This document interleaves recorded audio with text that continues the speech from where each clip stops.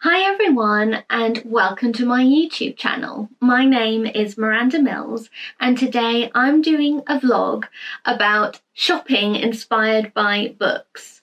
I've been really enjoying books about knitting lately, and today I'm feeling inspired to going to my favourite knitting shop in London, which is Loop in Angel in Islington. They've got the most gorgeous range of wool and I thought I would take you along with me.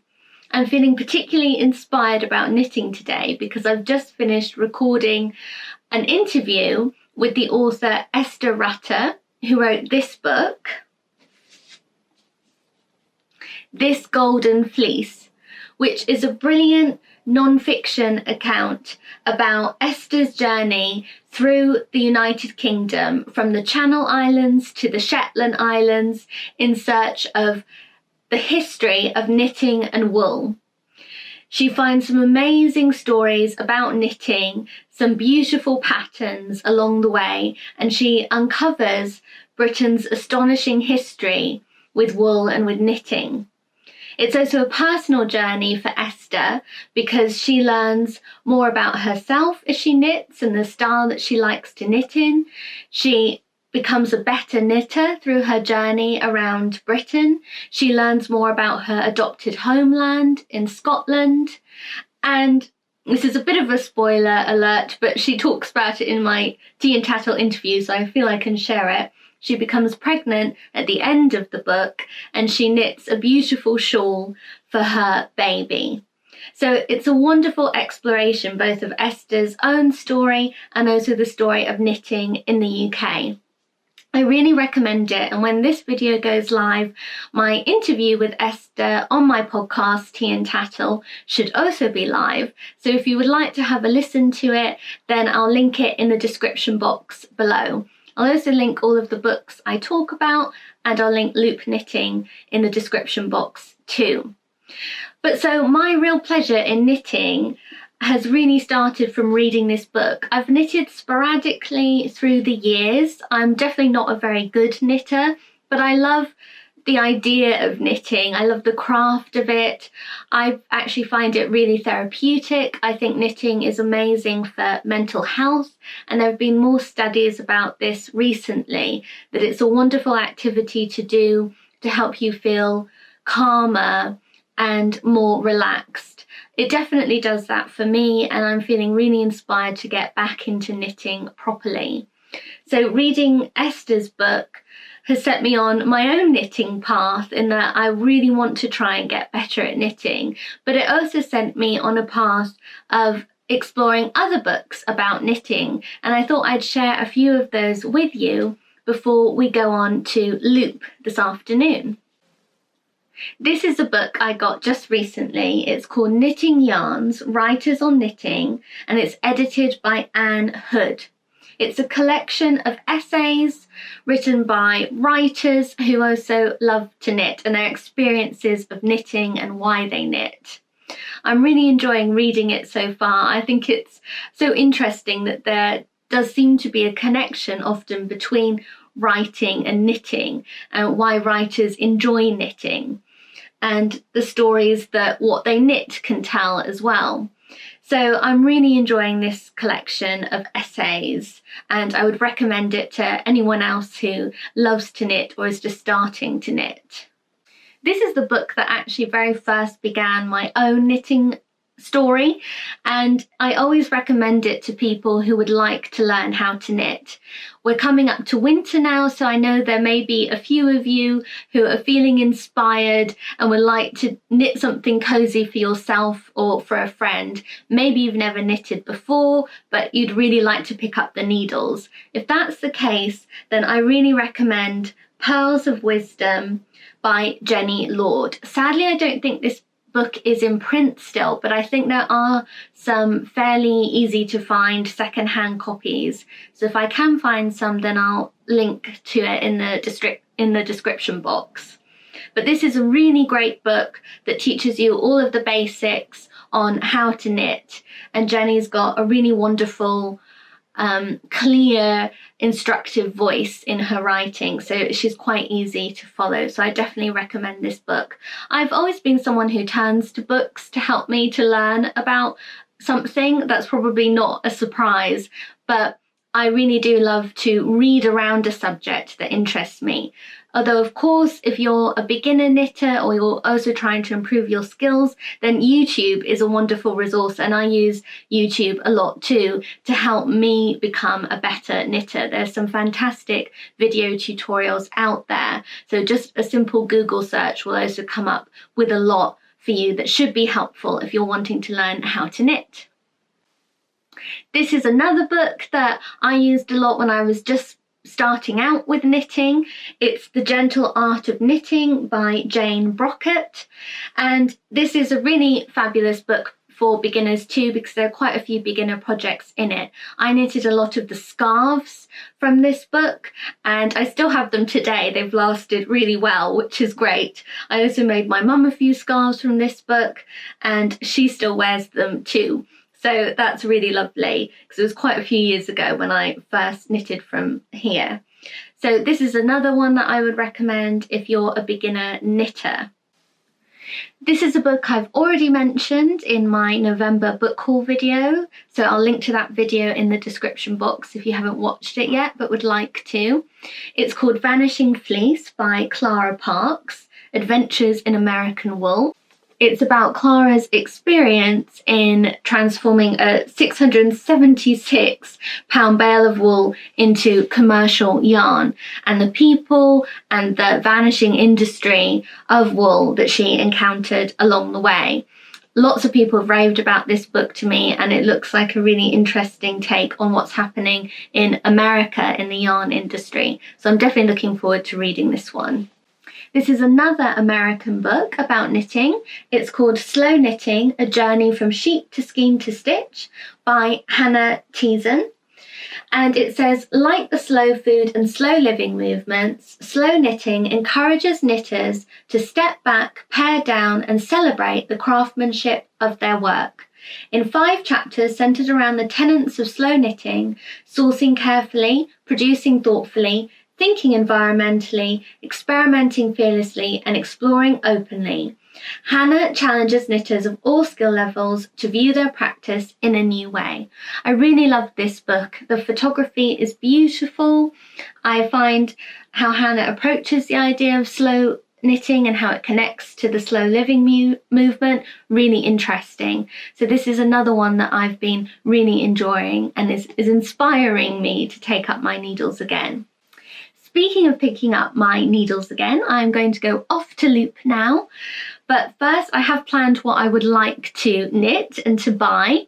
So this morning when I interviewed Esther Rutter about her book, This Golden Fleece, she spoke about a yarn company called Jameson and Smith, who are based in the Shetland Islands, and she said that they produce some of her favourite wool. She writes about visiting their shop in her book, and I loved that description of the shop in her book. So I really want to go and buy some of their wool myself. So I thought this pattern book, Colours of Shetland, would be an appropriate choice for buying Shetland wool. I've found a pattern in here for some fingerless gloves that I'm hoping won't be too difficult. So I'm going to go off to loop now and choose my wool and hopefully be able to knit this. But I'll bring you all along with me. So see you soon.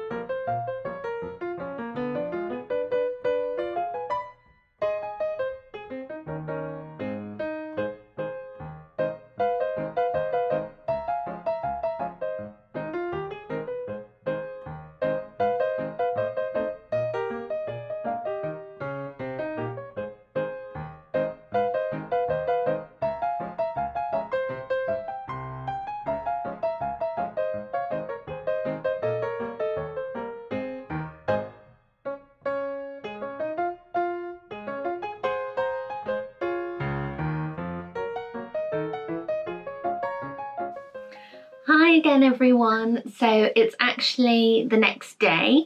My camera died while I was out in Islington yesterday, so I actually had to film most of my time in Loop and going shopping on my iPhone, so I hope that worked out okay. But I thought I would just share what I bought on the day with you today, now that my camera's working again, and also we've got natural light now, so I thought the wool would come up a bit better. So I was really pleased with what I got. I went to Loop and I found some beautiful Shetland wool. Unfortunately, Loop didn't have the Jameson and Smith yarn. I thought they did, but what they actually had was a different brand of yarn that's just called Jameson. It was a little bit confusing. But Esther Rutter actually talks about Jameson yarn as well as Jameson and Smith yarn in her book. So I was happy that I was still able to get a Shetland yarn that she talks about in the book. So let me show you what I got. Well, first of all, actually, I'll show you the pattern that I decided to make. So I'm making the gauntlets or fingerless gloves that look like this. I hope you can see that, and that's from the Colours of Shetland book by Kate Davies. So this is definitely a bit more of a complicated pattern than I've made before. Like I said, I'm quite a beginner knitter, but it was the simplest thing from this book, and as it's a pattern book that's inspired by Shetland, I thought it would be appropriate. So I'll show you what colours I chose, as I didn't really want to go for kind of orange and blues. I went for very different colours. And these colours remind me a little bit of rhubarb and custard, actually. You'll see why. Just getting them out of the bag. I got this cute little knitting bag from Loop for my project too, because it's so handy to just have a little bag to carry your yarn and needles in when you're traveling around. So this was the bundle of yarn that I picked out. I actually chose a few other colours as well if I decide to make this pattern twice, but I'm going to see how this one goes, and if it's a bit tricky for me, then I know my mum will really like making it, so I can always give her the yarn. But I just really liked the pinks and this pretty kind of buttery colour. It's called Buttermilk. This colour is Buttermilk. And then this one, which I think I will use for the cuffs, is called Peony. And this one that I think I'll use for the stripes is called Sorbet. So yeah, I'm really, really pleased with that combination. I also bought some new little scissors from Loop as well, which I think look really pretty, and they'll be great for carrying with me to snip my yarn. So those were lovely. And then I just had a really lovely afternoon going around some of the shops. Islington is a really great area to do a bit of Christmas shopping, which I've started. I also have a few other occasions to buy for. So a friend of mine is having a baby, so I was really pleased I was able to find a gift for the baby yesterday in Smug, which is a shop right next door to Loop, and they have lovely stationery and things like that as well. I also did buy a couple more things in Loop. I picked up some magazines. So I picked up this magazine, which is called Salvage, and it's a really beautiful magazine. The photography in it is gorgeous, and they have really interesting articles all about fabric, essentially, and crafting. I can't wait to read this article, which is all about how tutus are made and the sort of art of making a tutu for ballet dancers. And I love ballet, so I can't wait to read that. But yeah, this looks crammed full of really interesting articles, so this will be a lovely read. And then I got the most recent Len magazine, which I'm really excited to read. This is a Nordic knitting magazine, though it also has some recipes and some lifestyle articles in it as well, but it's predominantly about knitting, and it shares some knitting patterns. It's also beautifully photographed and just has that lovely Scandi vibe to it, which I really adore. Unfortunately, I think this is going to be the last issue of the magazine. They're not going to be making any more, although apparently they will be doing books instead. So I'm really glad that I'll be able to buy books in the future, though I am a bit sad that the magazine is ending. So I was happy to pick up the last issue from Loop yesterday.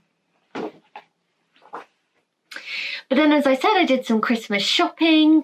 I bought some gifts for people who also have birthdays coming up, and I bought the new baby gift. So I feel really pleased that I've done some of that shopping, that I've got some of that shopping out of the way. There's some really lovely foodie places in Camden Passage, which is the road that Loop is on. And there are loads of little boutique shops and delicatessens. So I picked up a few things as little gifts for friends, because I'll probably start seeing people and won't necessarily see them again before Christmas now. So it's nice to have just a few little gifts on hand that I can bring along for when I'm meeting up with people. So I've got a little box of Paul A. Young chocolates. He does some of my very favourite chocolates that you can find in London, and he has a shop on Camden Passage, and these chocolates are just divine. So I picked up a little box of those. I also picked up this winter candle. It's called winter wreath candle, and they're handmade in Provence, these candles, and it had a really lovely wintry smell. And I think I'm going to get one for me as well, but this will also be a lovely gift for someone. And then another French specialty from Provence that I love are these little sweets called calisson, and they're made with marzipan, which I adore. And I've never tried this kind, which is a gingerbread kind. This is the sort of authentic, traditional version, and this is with a gingerbread taste. So one of these I've bought for me, and one will end up, I'm sure, going to a friend, but I think they're just lovely little treats. So yes, it was a wonderful afternoon of shopping. I hope you've enjoyed this vlog. I hope you enjoy my interview with Esther Ratter about her book that inspired this whole little shopping trip of mine. I'll link to the interview, as I said, in the description box down below. So do have a listen if you're interested. But thanks so much for watching this video. I'd love it if you gave it a thumbs up if you enjoyed it, and subscribe to my channel so you can see other videos again from me soon. Bye!